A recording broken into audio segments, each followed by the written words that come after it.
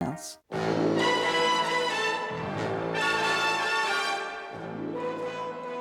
He was incredibly elegant. He had beautiful clothes, always handmade, wonderful, expensive shirts. Everything was the best. He had to have the best. He always went to the best restaurants. He always drank the best wines. He always did everything better. He had to look fabulous in the show. He had to be dressed impeccably. And in addition to his talent as a director, Terence was impeccable. He used to say, any fool can be uncomfortable. He has the culture of the world because he was brought up in China. Born in Shanghai, sang in the cathedral choir, looking like a little girl. As a young boy in Shanghai, Terence Young already displays a vivid imagination. He comes back home at lunchtime, tears pouring down his face, sobbing, sobbing, sobbing. What's happened, darling? What's happened? It's Tommy. He's been killed. He's been run over by... Because his mother was absolutely horrified. She knew all the children, she knew all the parents and everything. Couldn't wait to get hold of the school and find out what had happened. They'd been given a lesson that morning that if you don't look left and right crossing the road, you could get run over by a car. Young attends Cambridge, where he excels in both sports and academics, and earns a degree in history. He actually went to Cambridge to become a priest. An Irish producer, Brian Desmond Hurst, helps Terence Young enter the business. Young soon becomes known as one of England's best screenwriters, but then World War II erupts. Applied to go into the Navy when war broke out. They turned him down, so he went into the army. He had been a tank commander in the Irish Guards during the Second World War. After the war, Young returns to screenwriting. He courts actress Sally Gray until one day he bumps into a writer named Dorothea Bennett. She had a typewriter and he hadn't, so she lent him a typewriter, and I think that's how the romance started. His first film as a director is 1948's One Night with You, which fails to make much of an impression, but Young's second film, Corridor of Mirrors, is critically acclaimed, winning the Best Film of the Year award in France. The boy director, I think he became known as. Among the cast of Corridor of Mirrors is Lois Maxwell. So I loved Terence Young. He was wonderful, erudite, witty, sophisticated, handsome. He asked me to do a screen test for him to play the villainess. And Terence called and said, "You're not going to have the part." And I said, "Oh, Terence, why not? Why not?" And he said, "Well, we've tested another actress.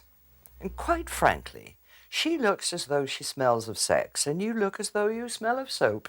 Young's experiences in the war later became the basis of his film They Were Not Divided. Well, I first met Terence in 1948, where I auditioned for this part of the Welsh tank driver in a film called They Were Not Divided. In 1953, Young directs a film produced by Albert R. Broccoli in England, The Red Beret, from a script by Richard Maybaum. Peter Hunt recalls working with Young during the early days of their careers. He was always full of, that's great, let's do this. And it would fire him to think again in the same way that he shot it once he saw it as an edited piece.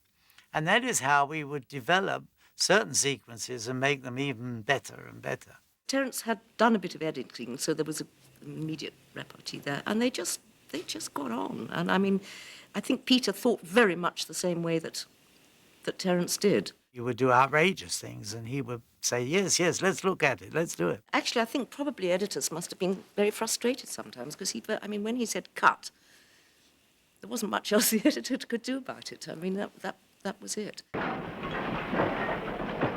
Got it! I got Tom up a bit early. He practically never did a master shot. Hardly ever.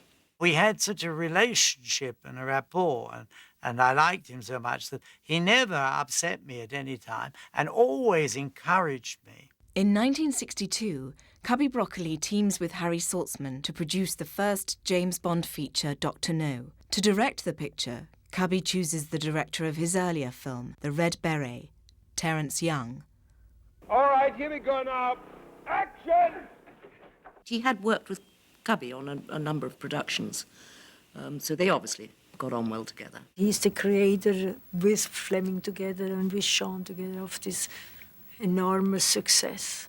You know, every director puts his stamp on a film. Every director, some of his personality, if sometimes not all of his personality, comes off in a film. And so, naturally, some of the personality and the way that Terence was came out in the leading character of Sean. 1 medium dry vodka martini, mixed like you said, sir, and not stirred. Terence had worked with Sean before, and he really invented Sean as James Bond. He adored Sean, and Sean adored Terence. And you have to remember that Sean was a pretty rough diamond at that time. And Terence taught him everything he knew. All the sophistication, the moves, his style, his dress, everything. The style that is associated with James Bond comes from Terence's style. The clothes and restaurants and the food and the wine and all of those kind of things are Terence Young. It was his style and his whole schooling of Sean that really made James Bond James Bond. He brought that flair. You never take me to dinner looking like this, James.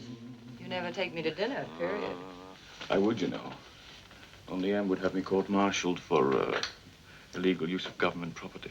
I think, as he probably did with Sean Connery, he would try to teach you perhaps some etiquette that you didn't have or that sort of thing, and teach you the ways of the world, particularly cinematically. If you went up and said, you know, why are you doing it this way, he would tell you.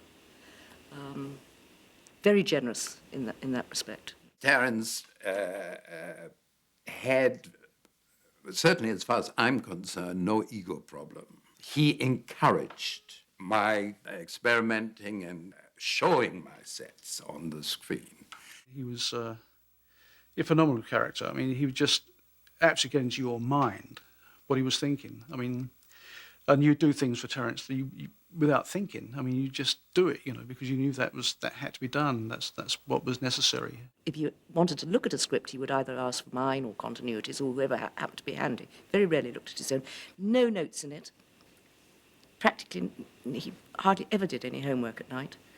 Just straight out of his head. He had that ability, and he would tell even the sound people, everybody, exactly what he wanted. Costume, wardrobe, he knew exactly what he wanted. Like James Bond, Terence Young enjoys living the high life. He had this enormous panache. He was never worried about, let's say, inviting the whole unit to a caviar dinner or champagne. He spent a lot of money whenever he felt like, which was also right for the Bond films.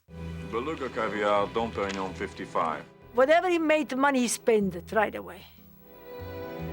Whatever he got, he spent it. He was a bon vivant. We had champagne all the time, the Dom Perignon, caviar and all that like that. That's a Dom Perignon 55. It would be a pity to break it.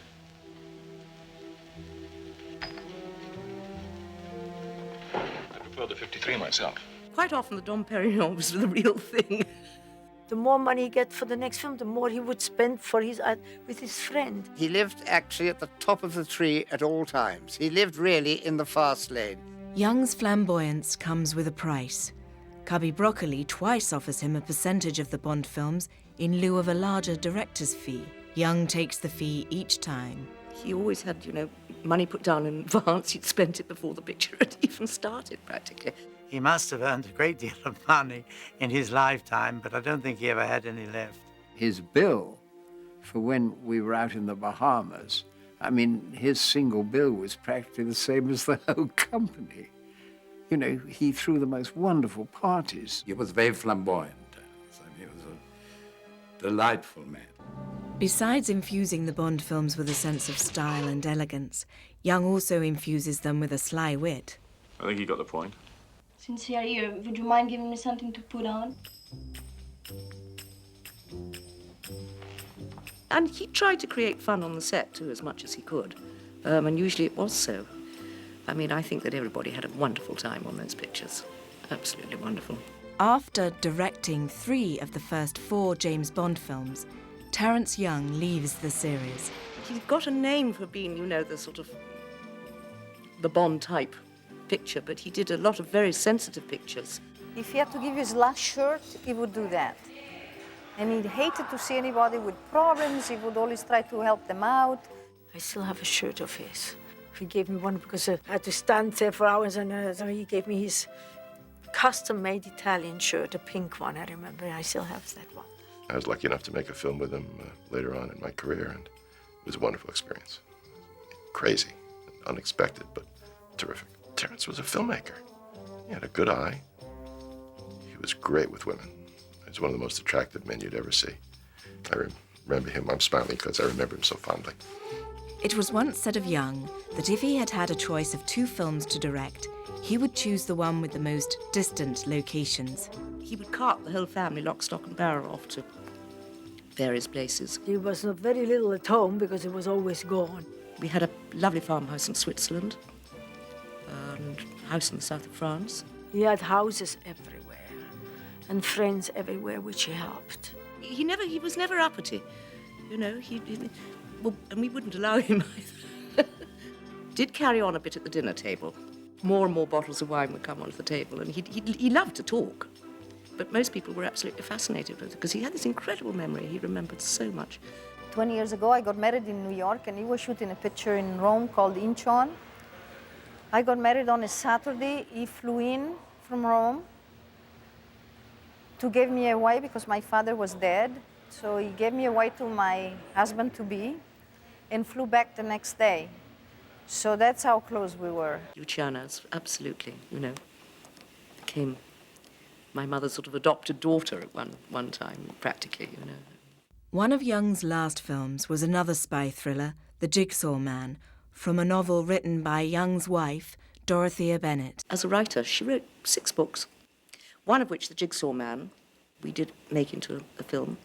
Young enjoys making movies because he enjoys making friends, and he remains friends with his cast members long after shooting wraps. Terence was so adorable to me, and also Sean, that I stayed friends with Terence till he died. I'm so glad I got to see him before he died. And he came into town, and I hadn't seen him for a few years, and he called me up and he found me. And he said, Martine. And I said, hello, Terence. He said, darling. He said, I'm trying to get a film together, darling, and it looks like I'm getting a film together. He said, and I know there's going to be a part in it for you, darling. He was just the best, really, yeah. I loved him like a dad. I saw him until just a few months before he passed away. At the age of 79, while preparing to direct a European film, Terence Young dies of a heart attack on September 7th, 1994 in Cannes, France. I was very sad when he died. And I went to the memorial service, and there were lots of people there, including Sean Connery. After the memorial service, a lovely actress called Helen Cherry came up to me and she said, Juliet, it's so sad that the one thing that hasn't been mentioned in today's service is how wonderful he was with his leading ladies. And I'm sad that he's gone. It's sad that he's gone. We lost a good man. But the legacy of Terence Young endures.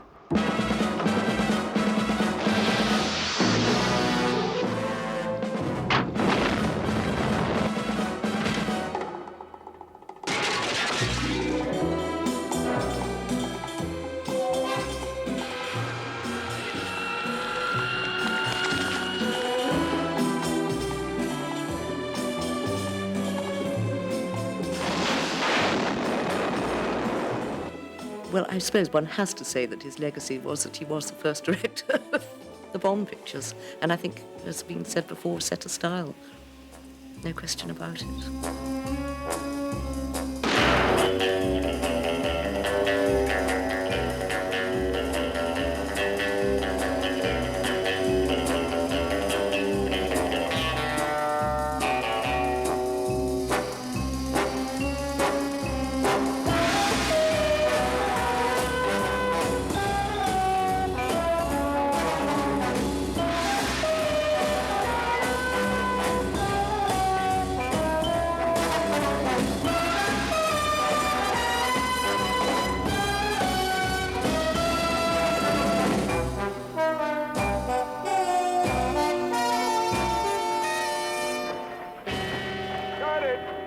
Bloody good.